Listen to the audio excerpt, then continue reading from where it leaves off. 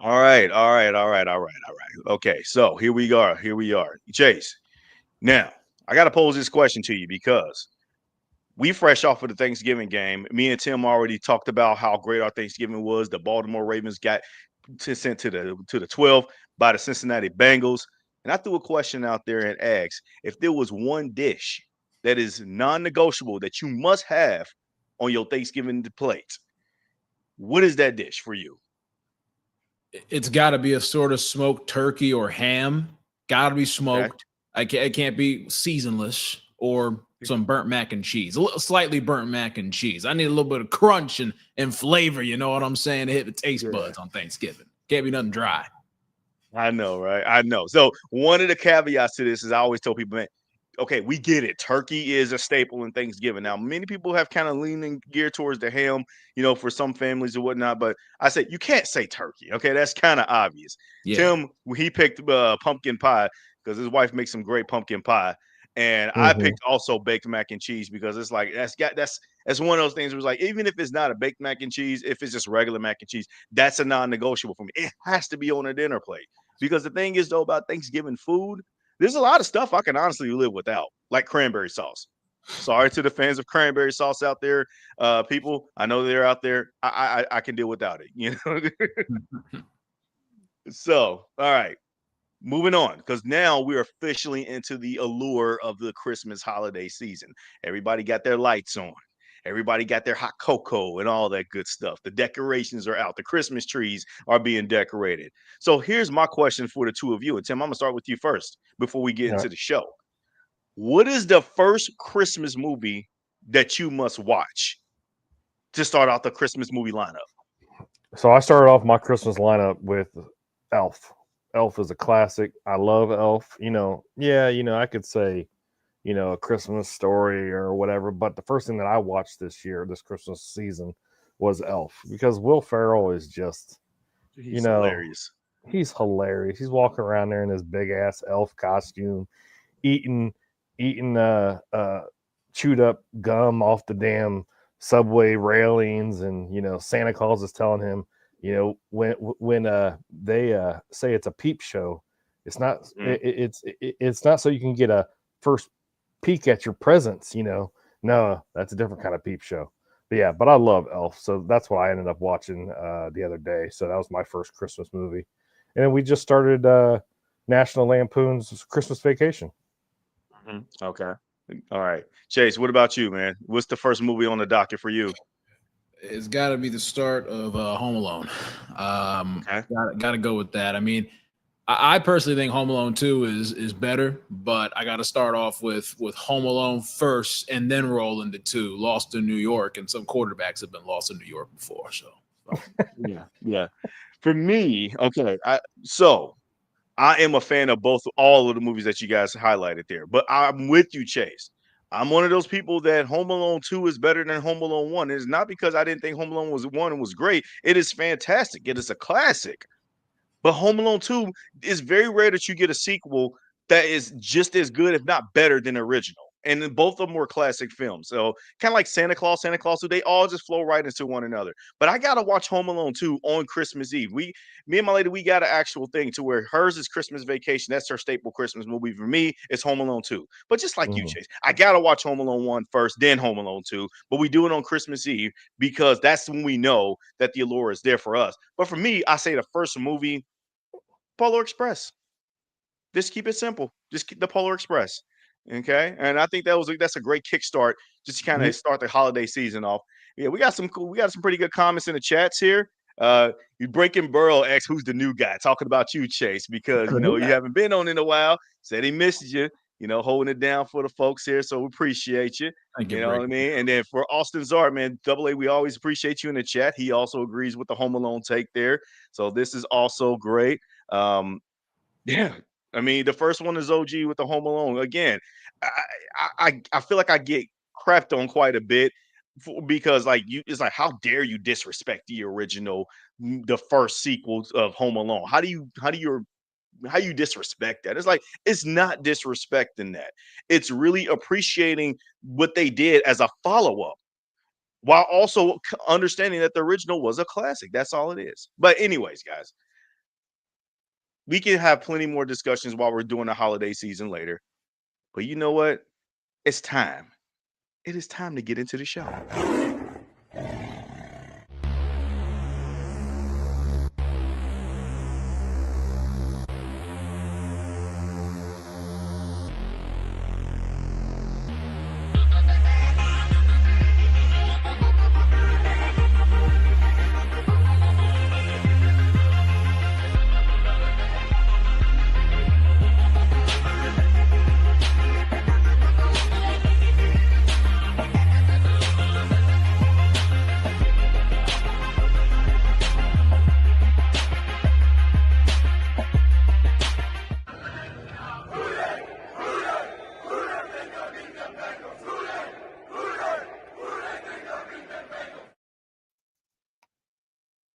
All right. Thank you so much, you all, for joining us on another episode of Running Through the Jungle. We got our boy Tim Lyons in the house. Our boy Brandon Herriott is out on medical leave right now. So, man, we definitely wish him for a speedy recovery. But in his absence, we got the one another, Mr. Chase Johnson, man, from Cut to the Chase podcast. Chase, how you doing, man? It's been a while since you've been here. I'm doing good. I got a lot going on in life. Graduate in 9 days. I'm ready to be done with school. So just counting it down right now and hoping to count up a Bengals playoff clip again. You know, appreciate the claps, but. We got it. We had to throw it out there, man, because first and foremost, for those that don't know, from our listeners that's listening in on, or is going to tune in later on during the show after the live stream has ended, Chase Youngs is a fantastic college student, soon to be college graduate. He's done a lot of phenomenal things with the University of Cincinnati in their journalism department, doing a lot of broadcasting work, man. You name it, he's getting his name out there. First and foremost, you can also hear it in his voice, man. He got the podcast voice, man. So you already know you got to tune into his stuff. Okay. So yeah, it's 100% a privilege and an honor to be able to have you on the show. And on top of that, congratulations, man, on the job well done. You're almost there, bro. You're almost there, man. So that, man. Tim, man, how's your week been? It's going, man. I'm just, I'm treading through these weeks like it's sand, It's just I'm ready for I'm just ready for it to just stop. Like let Christmas come and let it just leave me the hell alone. But welcome, Chase. It's nice to see you, buddy. It seems like you've been in college for 12 years. I know. But you're finally getting it done. Every time, Tim, I walk around the campus, I always hear "Outstanding" by the Gap Band playing, and it sucks. It's the new theme for the Unks, but you know what? It's a good song. Charlie Wilson and those guys. But yeah, but welcome, Chase. Justin, it's always a pleasure having you. Brandon, we miss you as always. You're usually running this podcast on Wednesdays. We miss you. Ready to have you back. But let's have a great show. Oh yeah, we definitely going to have a great show today. Before we dive into our matchup with the Buffalo Bills, first and foremost, guys, please like and subscribe our channel, our podcast, our episodes. Ding that notification bell so that way you guys will know exactly when we are going to go live. And also, once again, I got to shout you out, my guy, because you always are sharing the links to your Twitter page for each time that we get ready to do a show. So absolutely appreciate your commitment to that. That's something that you obviously don't have to, but we always appreciate everything that you do. So, you're always commenting in the chat, and we got some live subscribers in the chat as well too. So we appreciate you guys as well too. Okay. Going to kind of doing a little bit of checking on some comments here. Okay. Mary Edwards, it's so good to have you in the chat. All right. Okay. So the Michigan Wolverines got face planted against the Ohio State Buckeyes in Ann Arbor this past weekend on Saturday's The Game. Okay. I don't know if you were a Michigan fan, but anyways, they got smoked. Okay. It was about time that Ohio State finally get their get back. All right. They lost 4 in a row, Chase? You know that. 4 or 5 in a row. How many is it? Yeah, it was 4 in a row, but then, I think 18 of 19 before, but it's okay. Or I think she might have been hinting that this was probably in regards towards Brandon Herriott because he is a diehard Michigan Wolverines fan. So I do be forgetting about that. All right. But you know what, guys? I do want to bring something to your attention because after the game against the Baltimore Ravens, you know how things get.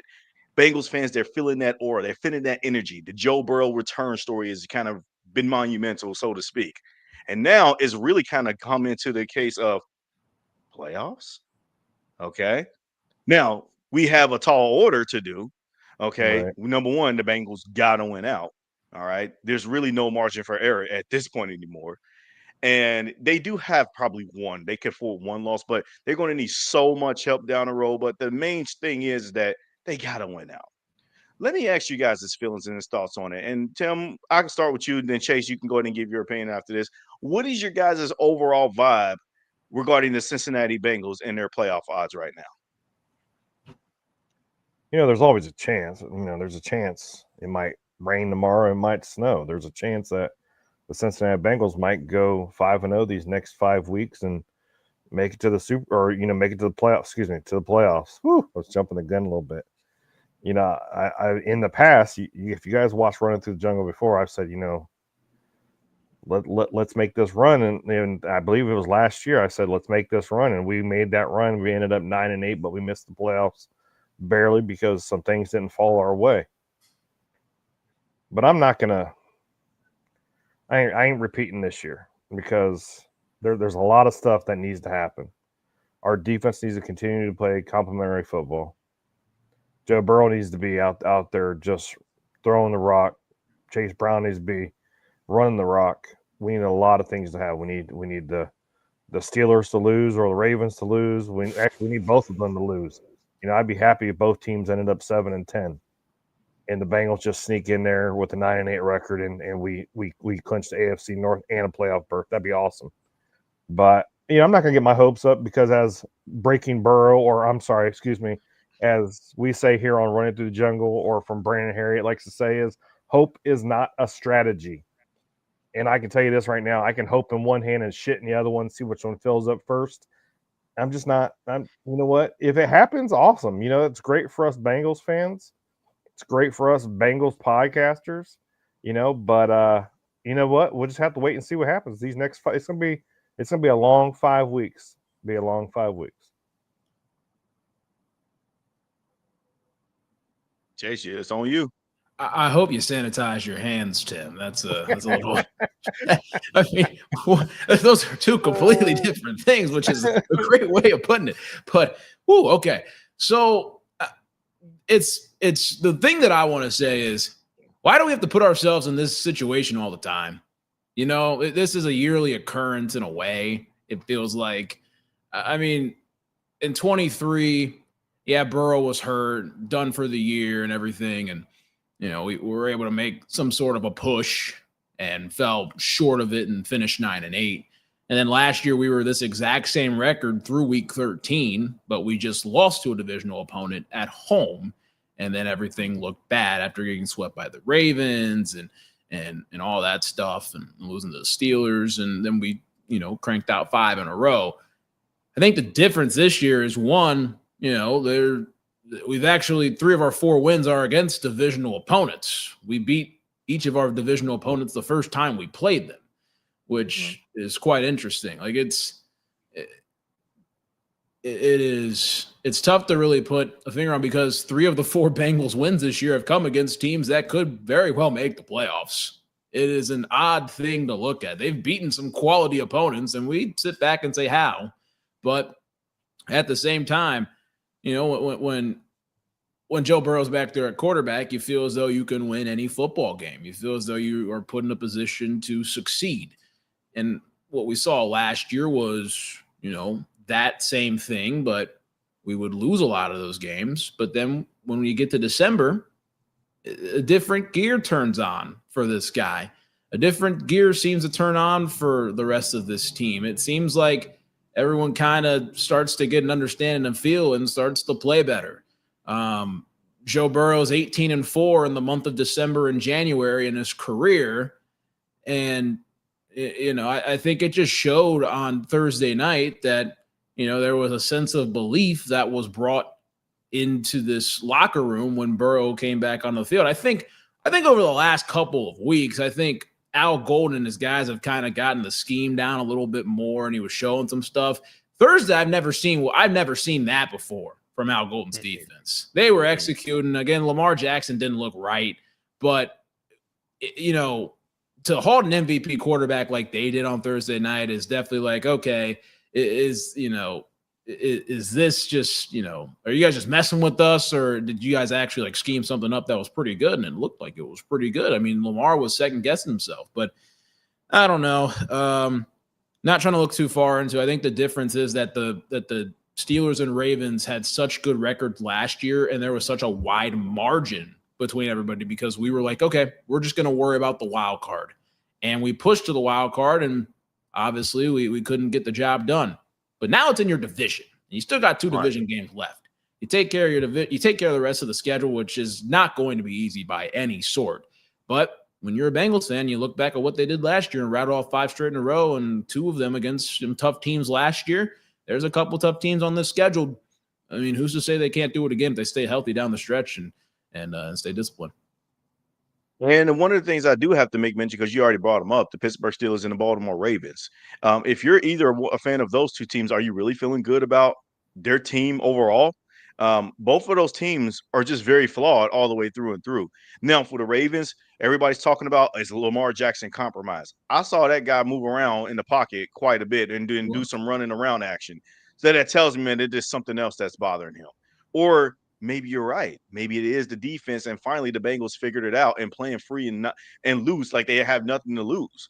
And to a large extent, I do think that this Bengals team is playing like they have nothing to lose, even though that playoff mantra is standing out there and everybody's really trying to highlight that. I think it's also important to remember you still got to just take it one game at a time, because we got the Buffalo Bills coming up here. And yes, we're going to talk about and deep dive into that matchup today. But they're also looking at this game coming up and saying to themselves, like, we can't be on this inconsistency stuff either.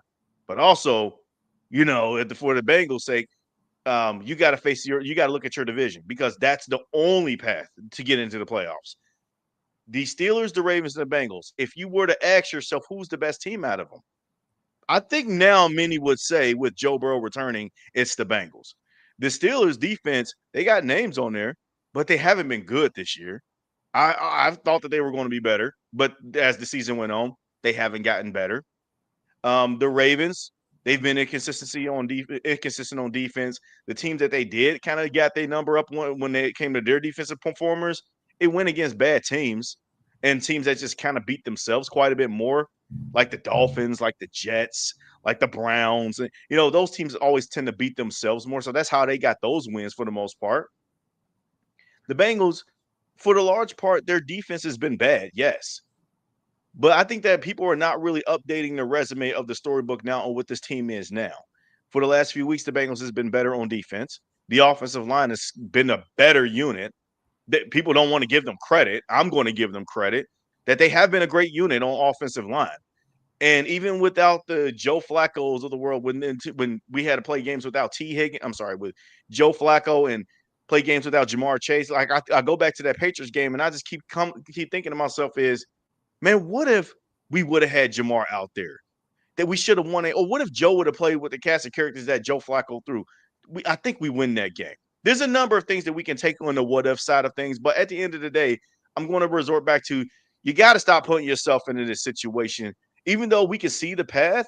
But I think that my ultimate thing is we have to just keep it one game at a time. Keep it simple. Go ahead, Chase.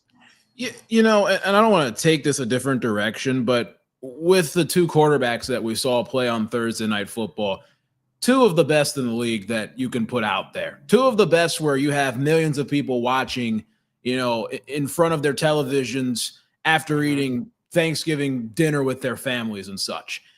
And it's interesting that, there's a ridiculous microscope that Joe Burrow is under, because the guy has played unbelievable against the Ravens over, I'd say, let's call it the last 4 or 5 matchups. He's played unbelievable. Well, the last 3 matchups, he's been pretty flawless. All right.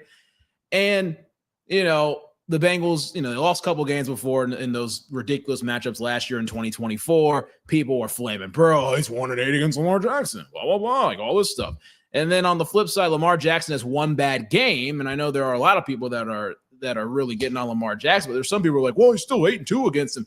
It is a lot different for Joe Burrow to go up against the Ravens defense with all those dudes over there compared to Lamar Jackson going up against the Bengals defense with who over here. So for Al Golden, that was a heck of a game plan that was schemed against them. And then Lamar Jackson, he, like you said, Justin, it didn't look he was compromised. He was running around back there, and something didn't look right. Whether it was him up there or whether it was the defense that schemed something good up. And that's something that you could look as a positive going forward for the Bengals defense. But then again, you also got to play cautious when you got to think cautious as a fan as time goes on because things happen. Absolutely. Absolutely. Well, without getting too far into the playoff weeds, because again, like I said, we got to take it one game at a time. Yeah. Well, this next game it's going to be a tough matchup. We got the Buffalo Bills. We're on the road. We're in Orchard Park, probably for the last time before they move into their new stadium. Depending on how things shake out with their division, it looks like the Patriots are going to lead like the runaway freight train with that. But the Buffalo Bills can pull off a miracle win streak here and still that division underneath the nose of the New England Patriots. So they could still be in for home game. But I think that's kind of like too far-fetched at this point to try to predict something like that. But I do want to get you guys' overall thoughts first and foremost. So the last time we played the Bills, it was in 2023, the regular season here in Cincinnati. It was like really that second game after the 49ers game to where we kind of was starting to kind of come alive before Burrow hurt his wrist and we were done for the year. And before that, everybody knows the game that we're talking about in the playoffs, the one in the snow. The one that got Bills fans' panties in a bunch just because they're talking about, oh, well, the Bengals were wearing white jerseys. We couldn't see them. Or if this game was played in a dome. I think Isaiah McKenzie was a former Bill that said something like that. It's utter ridiculous and stupid. But at the end of the day, man, the Bengals took care of business. This is a team that Joe Burrow and the Bengals tend to have their number, okay? This is Joe Burrow's record against the Bills. I'm not talking about Zach Taylor or anybody else, right? This is Joe Burrow, all right? But not to get too far into the weeds of the records. Tim, I'm going to start with you. What is your overall vibe regarding this upcoming game against the Bills? And how do you feel like things are going to ultimately play out? Well, this is the first time that we've been back in Buffalo since that playoff snow game, and we whooped their ass. And we should have been a higher seed because of that damn Hamlin game. Our Hamlin game. Nobody got the win at all. And, we were whooping their ass during that game, too, until something unfortunate happened to Hamlin. We all know it. I'm not going to relive it. But, we're going back into Buffalo this weekend. 1 p.m. game. It's going to be like 30-some degrees, mixed rain and snow in Buffalo. It's going to be cold. It's going to be a cold-ass game. And let's not forget, we're still going, the Bills' defense is pretty much the same it's been for the last couple of years, besides the addition of Bosa, But, they've had pretty much the same roster, and that they know what kind of defense they're going to run, and I think that they're going to continuously to run that same defense. They know how to, we'll say, quote-unquote, play Joe Burrow in our offense, but the last couple of games that they did play us, they got their asses whooped. But, you don't really know what you're going to get when it comes to Buffalo. You really don't, because they lost that game to the Falcons, they lost that game to the Dolphins. Some games that they should have won, and they lost.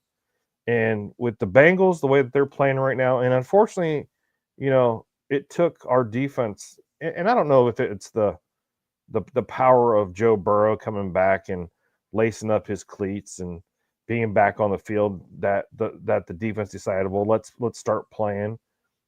Or maybe, as Chase said, maybe it's the gelling of the defense and Al Golden drawing up different kind of defenses. We saw versus the Baltimore Ravens, they were bringing 6 or 7.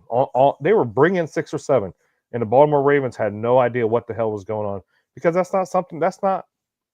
I would say that's not the Bengal way. That's not the defense that we've been seeing for the last couple of seasons, or even the last couple of weeks. Al Golden was drawing up defenses that was, it's time to eat, and that's what they did.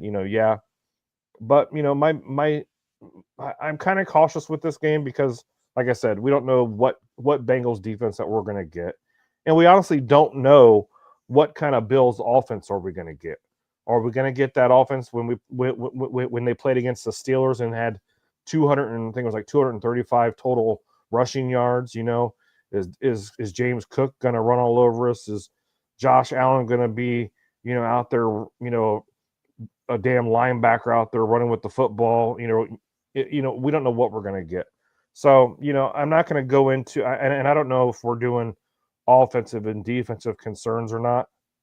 We're going to after we give our overview takes. Okay. But yeah. So, but that's my overview of this game, and I'll get into my concerns and stuff when we get to that. But yeah, I think it's going to be a good game. Awesome. What about you, Chase? How you see this unfolding here? Well, we got to give the Bills credit. They're an 8-4 football team. James Cooks had a fantastic season, had a great game last week. They had a multitude of guys. Ty Johnson, you have Ray Davis, a multitude of running backs that played really well this past week. Josh Allen on the ground as well. They've made it really simple. And it's just, you know what? Even with the injuries on their offensive line, just get behind the big boys and run. Because they got a big boy number 17 who can do the exact same thing. They call him a snowmobile, a snowplow at that up there in Buffalo. But with this Bills unit, they're a team that, even with their great quarterback like Josh Allen, they're a run-first football team. They're built on the ground. It opens up the play action. They have receivers on the outside that aren't necessarily world beaters of receivers. I mean, they just signed Brandon Cooks, I believe. Keon Coleman's out there. Khalil Shakir.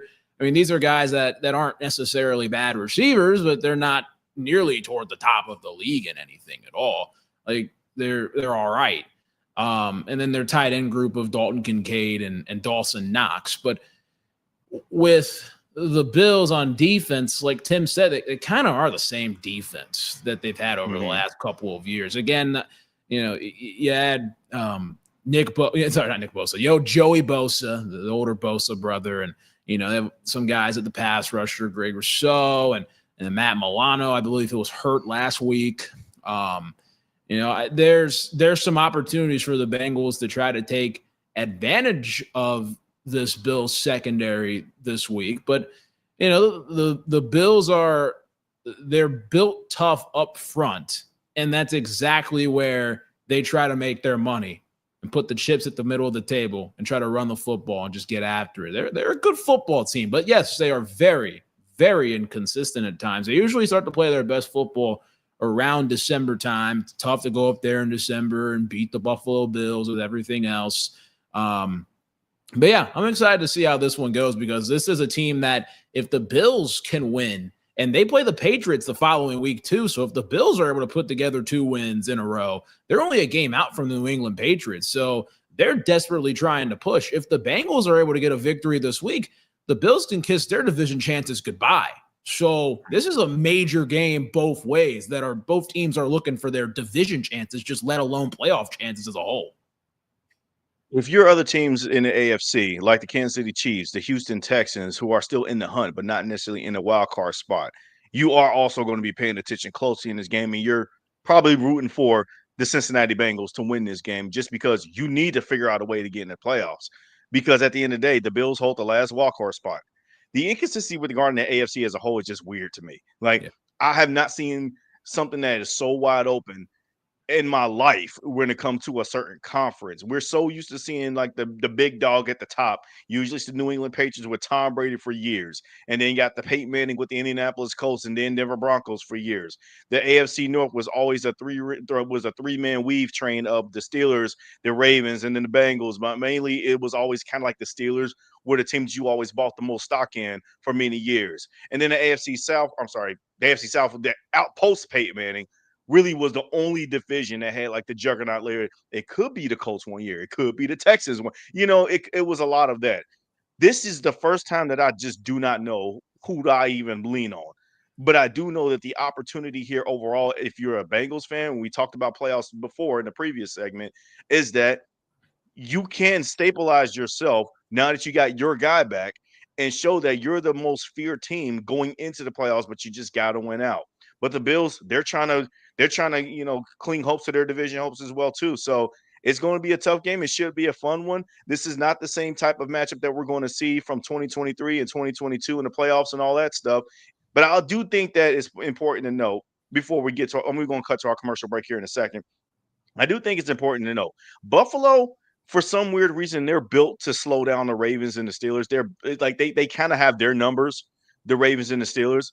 But when it comes to Cincinnati and when it comes to Joe Burrow, this is always why Bengals fans champion Joe Burrow's excellence a little bit more than the other guys, is because they're not built to stop Joe. Joe is still that boogeyman for them. They don't want to tell themselves that, or they don't want to admit that, because the media kind of puts on this radar that it's Mahomes and then it's Josh Allen. That's the two rivalry there. But you're forgetting a third guy. There's a third mountain that Buffalo is yet to cross, and it's always been the Joe Burrow mountain. Well, you get Joe in your house this time. So let's see what you can do. But I like you guys. I think that this should be in for a great show. We're going to go into the opportunities that the Bengals have on defense and on offense. We're going to go into the concerns. But first and foremost, what we're going to do is, because we've been talking for about 30 minutes. All right. We're going to take a quick little commercial break, and we'll be right back. And then we're going to go into the breakdown of the matchup.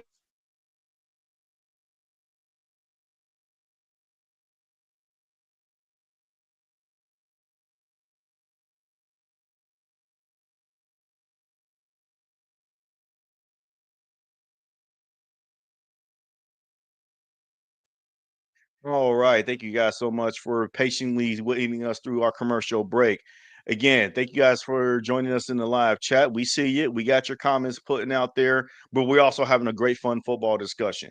We talked about playoff odds. We talked about, our opening of how we feel, this overview of this game regarding the Buffalo Bills.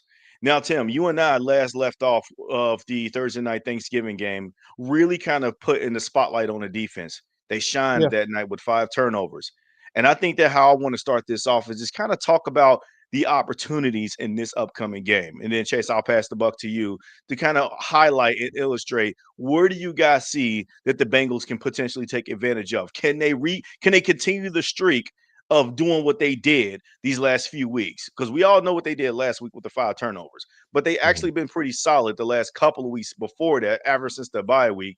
They just haven't won enough games for us to see it and acknowledge it. We still point at the flaws of what they haven't done. But what are the opportunities that you have that you want to highlight, Tim? I think the biggest opportunity that we have here is to take advantage of what the Bills don't have right now. They have some holes in their offensive line.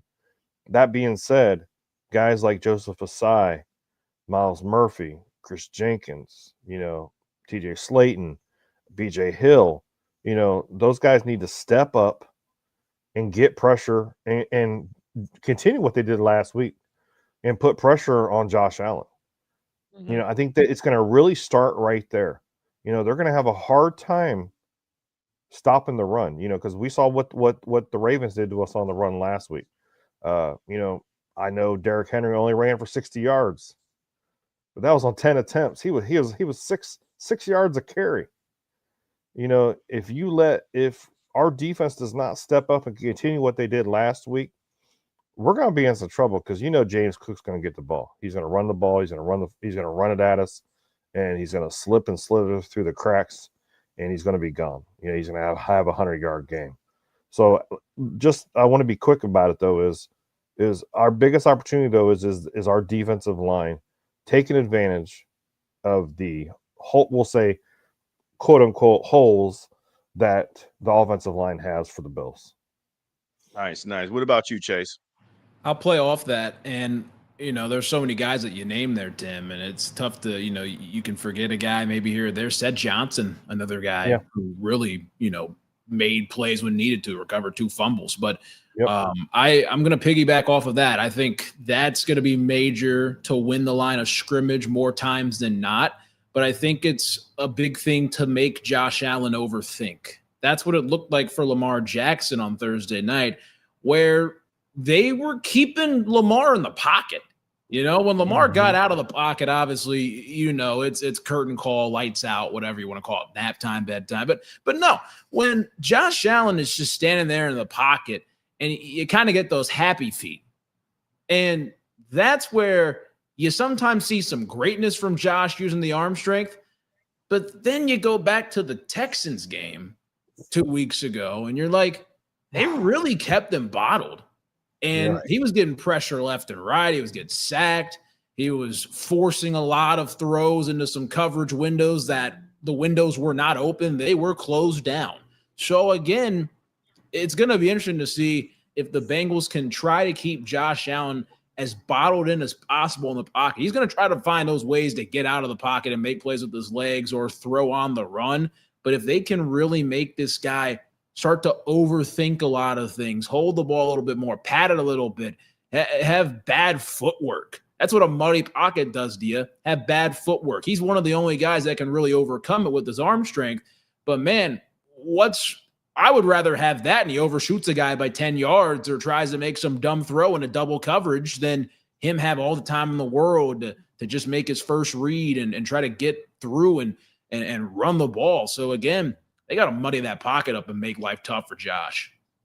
We certainly do. And quite frankly, I think that while I really love the opportunity there for the defensive line and the pass rush, now that we're finally seeing the fruits of the labor develop from Myles Murphy, Joseph Ossai, we saw Shed Johnson get some action in. While Trey Hendrickson is still doubtful at this point, I don't know when he's coming back. And quite frankly, I don't care at this point. I also think that the Bengals have a golden opportunity here to really move DJ Turner around a little bit. Usually when you have a shutdown corner, DJ Turner has developed into a shutdown corner at this point in this season. All right, I'm still a little bit hesitant to call him a shutdown corner, but the numbers are there, man. He's putting people on islands and strapping them down. I think that you can also utilize his strength to be able to move him around a little bit. You don't have to always just put him out on the outside. You can put him in a slot. They don't have a Stephon Diggs at receiver right now. They got a Khalil Shakur, and that's probably it. There's a reason why they plucked Brandon Cooks off of waivers because they needed guys to be able to throw deep down the field too. They can't push the ball downfield. So the opportunity there is that the secondary can really kind of come into their own if they were to continue if you were to force them to pass. But that being said, you have to be able to neutralize the run game, and that is going to be tough to do. This is where the concern is for me, and I'll go ahead and lead off of that. I don't think that this Bengals defensive line will be able to stop James Cook and Ray Davis and Josh Allen when they have those short and long yards rushing attack. I think that James Cook, he's been playing like one of the better running backs in the NFL, period. We all know what Jonathan Taylor's been doing. He's kind of been playing like an MVP candidate, but although the Colts have kind of cooled off a little bit, so I don't know if he'll even be in the limelight for that award now. Offensive Player of the Year, maybe. But I think that you can also look no further than James Cook, who's just been just as good almost. He gets the yards. Maybe not always the touchdowns, but he's getting the yards. He's breaking long runs. When I see guys try to, plug up the middle, bring in 8 in the box, for some reason, it seems like that nobody can stop this dude. And then when you're done with him and he gets off and he gets a little bit of oxygen or whatnot, you got to deal with Ray Davis. And Ray Davis has been pretty damn good for them too. Oh, and let's say they give both their running backs a little bit of break. Guess who's running in for some touchdowns, some tush pushes and stuff like that themselves? Yes, it's Josh Allen, big boy Josh Allen, who's tough to hit. I do think that the Bengals are naturally built to slow a guy down like Josh Allen and make him see ghost a little bit there with the creativity that they've seen with Lou Anarumo and whatnot, and even Al Golden. But I just think that at the end of the day, I think all of that comes to fruition if you slow down and stop the run. In 2023, the Bengals saw the Bills and saw that same James Cook that we're talking about now. But I just don't know if this Bengals D-line is good enough to be able to slow him down. Chase, I'm going to go ahead and bounce it to you. What are your concerns on defense? Guys, this is the best run game in football. The Bills on the ground with the numbers 156 yards a game. If the Bengals are able to get them to about 70% of what they do on the ground, it could be a very good day for Cincinnati. But again, Buffalo's been able to run through everybody. That's the big thing. James Cook, like you guys mentioned, quietly is one of these guys that just puts his head down, runs. He's, nothing flashy or anything, but man, he's consistent. 1,200 yards on the season in just 12 games this season, over 100 yards a game. He's been the model of consistency that the Bills have been looking for. 8 rushing touchdowns. What he did against Pittsburgh was fantastic, especially down both of your starting tackles, having to run between the tackles, bounce it to the outside. They use James Cook for everything. And also talking about him in the pass game as well, looking down, James Cook has 27 catches, so nothing crazy, but they use this guy for everything. He's getting roughly 25 touches a game. Mm-hmm. It's going to be tough, especially if they get the run game alive, and that is the biggest concern of them all. If they get the run game going, man, that gets their offense going, that gets their team going, and guess what? It keeps Joe Burrow off the field. That's the psychological warfare, and that's when you play chess instead of checkers, and that's especially how offensive coordinator Joe Brady, who coached Joe Burrow back in college, 60 touchdowns and 6 picks in a perfect season, he knows on the other side of the football. And if they run the football, man, it's going to be a long day. The Bengals got to be able to somehow try to neutralize this. But I'm going to mention one positive note before we pass it over to Tim. James Cook has 4 fumbles this season. Josh Allen has 5. The ball is out there. It is in harm's way at times. The Bengals just have to be able to capitalize on the moments right there and be an opportunistic defense that's able to get that turnover and win the turnover battle. It's going to be tough, but it's there. Chances are there. Nice. Tim, you feeling the same way, right? Yeah, you guys covered the bases. You guys covered our run defense. Our secondary. DJ Turner. Being a shutdown corner and all. I agree with you guys 110%. But what my defensive concern is going to be is, can Al Golden draw up the defense and have this plan for the defense to come out there like they did against the Ravens? Because I tell you this right now, with what he had drawn up versus the Ravens, if we come out there similar to that, we could definitely shut them down. James Cook is a big concern. On those games that the Buffalo Bills lost, two of those games, James Cook was under 100 yards rushing. They shut him down. He had like 50 some one game. I think he had like 39 the other game. Then the game against the Texans, he still had 100 yards rushing. But, can the Bengals defense, can that defensive line, can the linebackers and the safeties give us support enough to stop the run, to get those tackles if a tackle is missed by our defensive line? Can they step up and make those tackles? That is my biggest concern is can this defense continue to tackle and create turnovers? And I'm going to take those defensive concerns because it's going to bleed a little bit into my only real concern on offense. With the Bills being able to run the ball as effectively and efficiently as they do, and also getting their tight ends out in space, and the Bengals are not great at covering tight ends as well, too. My also concern is the linebacker play for the Bengals. They have to be better in this game. You're not going against a hampered Lamar Jackson, so to speak, or whatever. Josh Allen can run through you, okay? He's like a human buffalo, as what I like to call him. And I feel like that if you allow them to be able to run their offense and run that potent efficiency within their rushing attack that they can, they're going to be able to sustain long drives, chew up a ton of clock, and it's going to limit offensive possessions for Joe Burrow and company, which their defense is going to feel fresh for. That is my offensive concern, is that if they allow the Bengals, the Bills to be able to run the ball, we're not going to see Joe Burrow in the field very much. The Bills are not stupid. Josh Allen knows who he's going to go against. He knows that he's got to play chess against a guy that knows how to cut and be surgical against his defense. And I also think that the Bills are naturally just not built to stop a guy like Joe. But I also think, though, if there's always a path to lose a game, even if you don't have the Jimmies and Joes as the advantage on your side of the ball, and that is time of possession. The Bengals did a fantastic job last week against the Ravens, chewing up much more time of possession, creating those opportunistic turnovers to be able to steal those extra possessions away from Baltimore. And then by the time the Ravens even saw those kind of possessions, they was able to move the ball a little bit, but the defense was good enough to adjust and then get a stop when you needed it to happen. So with that being said, limiting the time possession is really my only main concern. I don't really have a lot there.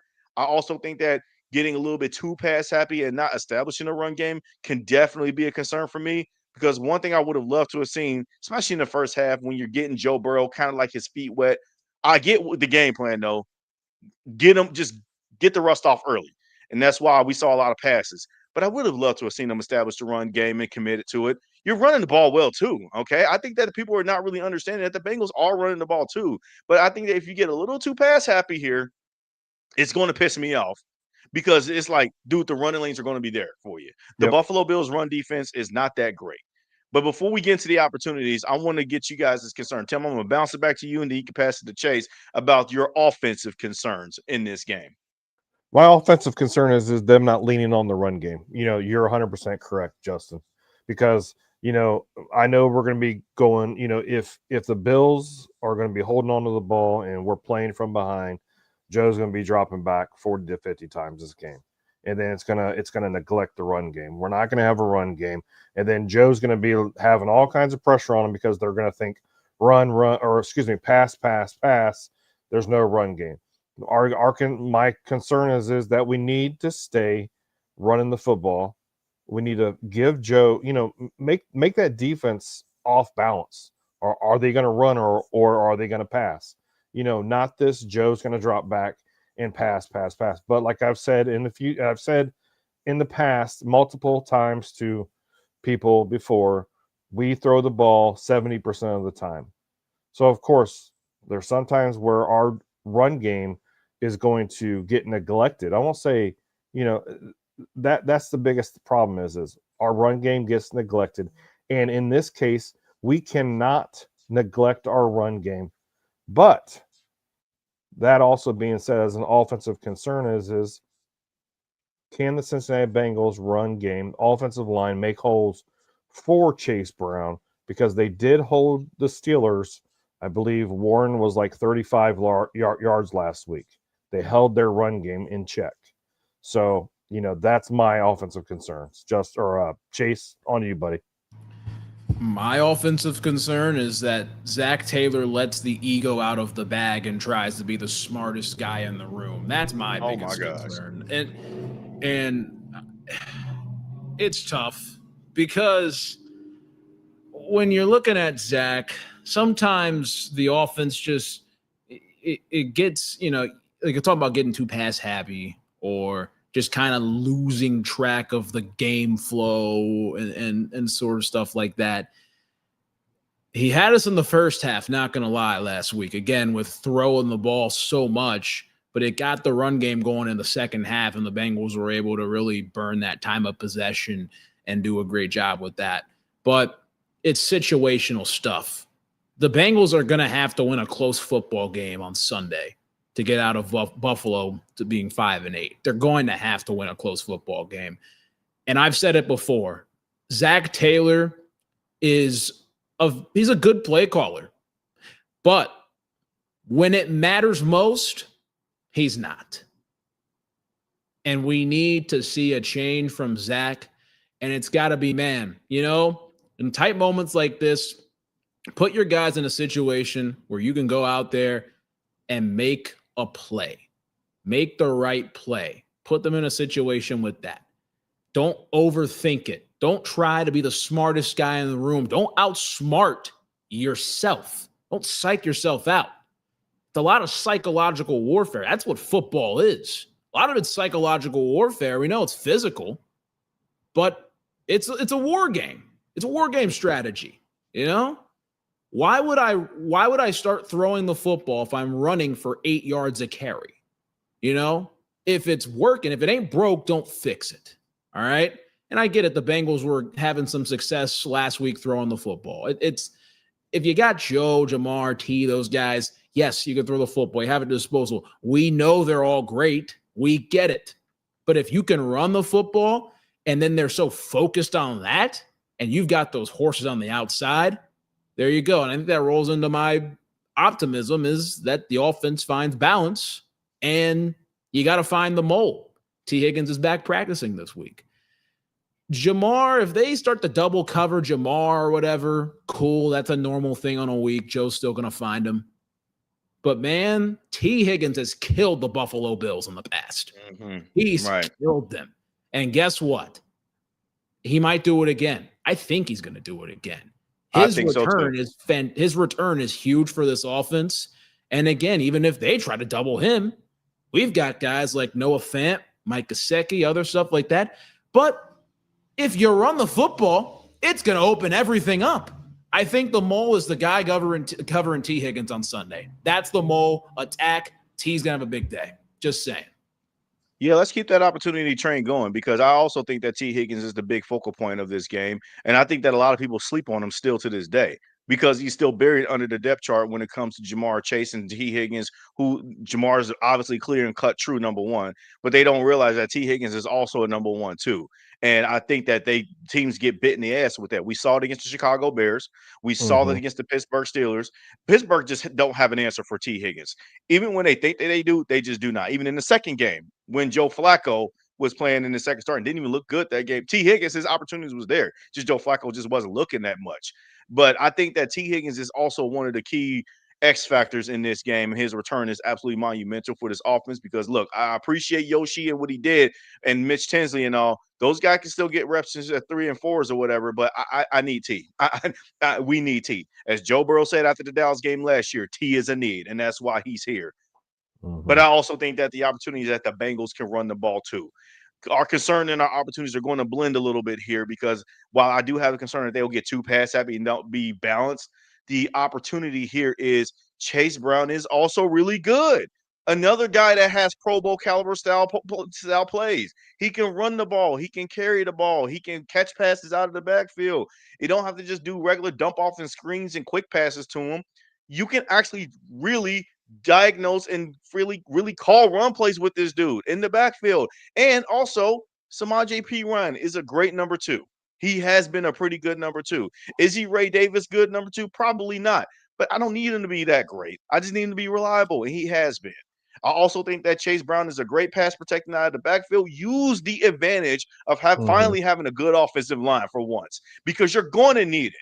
I think this is going to be a shootout game, if you ask me personally. I'm just not sold that the defense can hold their water for what we've seen from last week on to this week because Josh Allen, he's different than Lamar. They similar play styles, but a little bit different. So the opportunity here is use your offense, call your creative stuff, and actually execute the plays. You don't always have to if I'm speaking to Joe Burrow, you don't always have to change the look. When a play is being called, get under center and run the ball.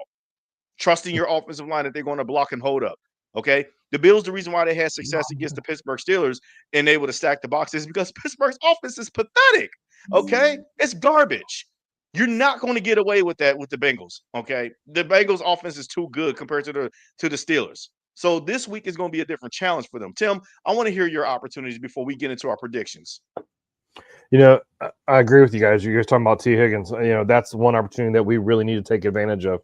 You know, for anybody to, you know, be a Bengals fan or even just looking at the Cincinnati Bengals and thinking T. Higgins is not a number 1 also, you know, there's a reason why they gave Jamar Chase and T. Higgins that bag. You know, T. Higgins is that man. You know, when T gets that ball, you know, because Jamar Chase is getting doubled or because T. Higgins, he can definitely catch that 50-50 ball any day of the week. So, you know, I think this biggest opportunity for us is, you know, to if as long as T. Higgins is on the schedule that I think he's on, and he's going to be starting Sunday, you know, because they said that he was limited practice this week. So I'm assuming that he'll be on the track to actually start this game. You know, I think giving that ball to T. Higgins, you know, is going to be key. And then also, of course, you know, giving Chase Brown the damn ball, you know, just take advantage of what, you know, I know we were giving James Cook a lot of credit for what he does on the Bills team, but look what Chase Brown does for the Cincinnati Bengals. Not just the run game, not just the pass game, but his pass blocking. I think he might be one of the better pass blockers as a running back that we've seen in a while. So, you know, but let's take advantage of those two, you know, of course, T. Higgins coming back and definitely running the damn football. Yeah, man. Yeah, like we've been cooking all show long, man. A lot of great stuff that we all kind of highlighted it. And you know what? It's time. It's time to give the people what they want. We got to truly predict how this game is going to shake out. Chase, as our honorary guest that we don't really have very often, let me hear from you, man. Let me get your score predictions and let me get your offensive and defensive game ball predictions too. You know what? I'm going to go with the Bengals 27-26. I'm going to be having a spot of T. Higgins. That's my game ball for offense. I truly think his welcome back, obviously, is not cleared yet, but if he comes back, this will be major for the Cincinnati Bengals. I want to read a stat off real quick. For Joe Burrow, Jamar Chase, and T. Higgins, throughout the 4 years plus this year that they've been together, it's only going to be the third game that they will play with each other this season. In 2021, and this is regular season stats, 9-6 in 2021, 8-2 in 2022, 4-3 in 2023, and 8-4 last year in 2024, 2-0 this year. So you combine those numbers up, 29-15 when those three are on the field, a 659 win percentage. They've won the last 7 in a row when all three of them have been on the field. I think it gets to 8. I think T. Higgins' emergence is going to be big once he comes back into the lineup. I still think Jamar's going to have a pretty big day one way or another. Joe's getting comfortable in the pocket. If the Bengals are able to run the football, the balanced offense is going to be huge. Just, defensively, though. I think it's Osai. I think he's found something. I truly think he's found something in pass rushing. I actually had a chance to talk to Osai about 2 weeks ago. We were talking about the movie Wicked, and he was like, "Man, you need to go see Wicked. You got to watch the first one, then the second one. His play's been wicked over the last 2 weeks. He's been getting after the quarterback, making some pressures, and then he got home. And I think that's going to be the big thing on Sunday is that Joseph Osai makes it home to Josh Allen and is able to disrupt the game a little bit. It might not be 5 sacks like Myles Garrett, but you're going to see a lot of 58 on Sunday, and I think Osai is going to be a really big part in it. I got a Bengals by a 1-point win. Awesome. Tim, what are you feeling, man? What are you feeling? I'm definitely feeling Chase's vibe with Joseph Osai. I'm right there with you. He's playing great football. I would like to give my game ball, believe it or not, to Myles Murphy, but I'm going to go with Osai because we've been seeing improved play from Myles Murphy these last couple of games, and we have his whole entire career as a Cincinnati Bengal. But I'm going to go with Joseph Osai as well. He's going to be my defensive game ball. I think he's going to continue to be a disruptive piece for the Cincinnati Bengals. We've seen what he did last year. I believe he only played I don't remember how many games it was, and ended up with 8 sacks for the year, whatever the hell it was. I think Joseph Osai is going to just get into his piece here and just, and have a great game. Now, when it comes to the offensive side of the ball, yeah, I could definitely go with T. Higgins. I agree with you, Chase, that, T. Higgins should get the game ball, but I'm not going with him. I'm not going with Chase Brown or with Jamar Chase either. I'm going with Chase Brown. I think Chase Brown's going to give us, a total of 100+ yards, and he's actually going to get a touchdown. He's actually going to find the end zone this weekend. That's one thing that I have him on my fantasy football team. I've had him all year long. Yeah, he's had a couple touchdowns here and there, but it's just like these big games that we're winning, he's not getting in the actual end zone. But this week, he's going to have over a total 100 yards and a tutty. So Chase Brown's getting my offensive game ball. Score prediction wise, so I'm in a conundrum here, guys, because I'm still not quite sold on the Bengals defense. Not quite sold yet. I think it's sad as a Cincinnati Bengals fan that we have to see Joe Burrow come off the IR and us win games. It's like, where was that spirit at from our defense when Flacco was putting up almost 500 yards? Where was that spirit at from our defense? And I'm not going to blame Al Golden. You guys can call me a Golden Domer all you want, but I'm not going to blame it all on him. It's called execution. Now, can the Cincinnati Bengals defense execute on Sunday? Can he continue to execute? See, this is my conundrum because the Bengals, my heart beats orange and black with stripes on it. But then I'm the common sense one going, man, look what's been going on this whole season. Part of me wants to pick the Cincinnati Bengals to win. Part of me wants to pick the Bills to win. But you know what? F it. I'm a Cincinnati Bengals fan. I'm picking the Cincinnati Bengals to win this game 32-28. We put down the Bills, and we continue this freaking win streak. Notice I had to give you the applause chant too, because you do this wave of you're down, you're up, you're down. We don't know where you're going. Honestly, the man's Kings Island out here. It's crazy. he's a roller coaster, definitely for sure with these predictions. All right. honestly, I understand why you want to pick the Bengals to lose this game, biological standards, or what they've shown body of work for the whole entire season. But I think that this is a different team. I'll start off with my score prediction first. Look, if you're in the case of the Buffalo Bills, it's the wrong opponent at the wrong time. And I'm speaking like directly towards the Buffalo Bills. Now, again, I see you got a prediction here, 23-31 Bills. That could very well be the score. Okay. Again, I'm not shaming anybody if you're picking the Bills to win, but I just don't think the Bills match up well against the Bengals at all. I just don't. And Joe Burrow is one of those quarterbacks that they have yet to figure out how to play.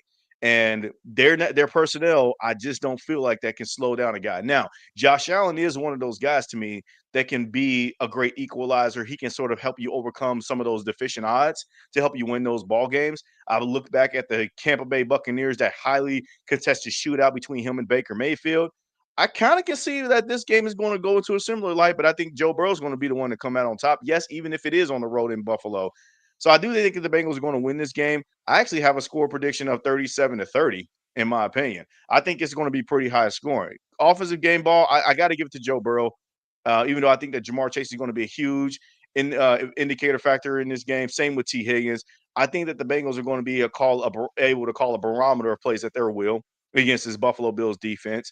Again, the thing is, though, they got to play chess against the Bills offense as well, too. And the best way to play that chess match is just having a guy that is very cerebral in the mind to be able to play chess himself on the football field, and that's a surgeon like Joe Burrow. So that's why I'm going to go with him for my offensive game ball prediction. I know it's cliche, but whatever. And I also think he's going to feature a good probably amount of the tight ends in this game, kind of like 2023 regular season, if you remember that. Drew Sample caught a touchdown. Irv Smith Jr. caught a touchdown. Tanner Hudson caught first downs like it was crazy. They put a conscious effort to center the game plans around the tight ends. And I think you can see somewhat of a dose of that. But I also think that they're smart enough to understand that it's Jamar Chase's time. All right. So I think that Joe Burrow wants to get his guy featured the most. So that's why I'm going with Joe Burrow for that. Defense, no, no. Because if I'm predicting the Bills to put up 30 points on this Bengals defense, there's not going to be a lot of promise of who I want to give the game ball to. But I do think that the Bengals defense is going to come up with a timely turnover at some point in this game. And I do think it's going to happen on the secondary end of things. And I think if you're smart enough, Al Golden, I'm staring at you because I have been critical of you. Okay. I've given you credit where credit is due. But I think DJ Turner is the one for you here. I think that he is the guy that while everybody's thinking run, run, run, stop the run, stop the run, you have a Swiss Army knife that you can use at any given time with corner blitzes, slot covers, outside covers to really put a wrinkle in some of their offensive game plan. Because at the end of the day, I think that Josh Allen's kryptonite is a shutdown corner to an extent. You remember in 2023 when we thought Cam Taylor-Britt was actually doing great. He picked off Josh Allen and read his eyes. But this is not the aerial attack Josh Allen that we're going to get, I don't think. Mm-hmm. I think that what you can do with a guy like DJ Turner is really hone in on his ball hawking skills here with this one and really kind of knife in and get those tackles for losses. So that's why I'm going to go with him. I think he's going to be pretty clutch in this game for the Bengals. But 37-30 is my final score prediction. But, guys, thank you all so much, man. We've had a lot of activity in the chat. You know, our live viewers here for the guys that join us on live, man, we appreciate you all. And whether if you guys agreed with some of the stuff that we said or you disagree, whatever the case may be, we truly appreciate you guys' input. You know, your comments are showing on the stage here, so I hope you guys are taking notice of that as well too. But let's get up on out of here, guys. Tim, let me give me your final thoughts. Hey, thank you guys, everybody, for watching and listening. You know, great to have you guys back as always. Make sure you like, you subscribe, you share with your friends. Make sure you come over on Friday at 6:30 to check out Justin and I for our NFL Pick'em show. And let's see how we did last week, because I don't know. Oh my gosh, I did. I was horrible. I'll just put that way. I think I started too. off 0-4 on Thanksgiving Day and Yeah, Black Friday. I didn't win a single matchup. Yeah, so come watch us on Friday. Again, Chase, thank you so much for coming, buddy. We appreciate you. Hooday. Chase, the college grad here in 9 days, man. Give me your final thoughts, bro, before you head up on out of here. Man, I would love a Bengals victory, love to graduate, and then not remember much from the next weekend, but a Bengals win against the Ravens. Not trying to get too far down the road. I appreciate you guys having me on the show. It's been a lot of fun. And hopefully we got some more of these coming up here with some victories and good vibes on the way. Close out 2025. That's a good way to put it, man. At the end of the day, we all root for the Cincinnati Bengals to win. We root to watch good football. As much as we want, I can preach. Take it one day at a time, one game at a time, man. You can't help but just factor in that these odds, the cerebral feeling of just rejuvenated energy because our guy is back, Joe Burrow, to feel like that you have a shot. And I'm wanting to say this: if Joe Burrow managed to muster up the ability to go on a winning streak and win out, and they do land the division crown and go into the playoffs, and they do make a run, Joe Burrow needs to be in the Hall of Fame at that point. Now, he was already there for me anyway, but I think that should further cement his value and legacy in the NFL right then and there, like the early token chip stamp. So, anyways, man, once again, thank you guys for joining us on another episode of Run Through the Jungle. Again, once again, like and comment, subscribe. Please ding that notification bell. We'll see you on Friday as we do our weekly pick'em show as we are running through the jungle.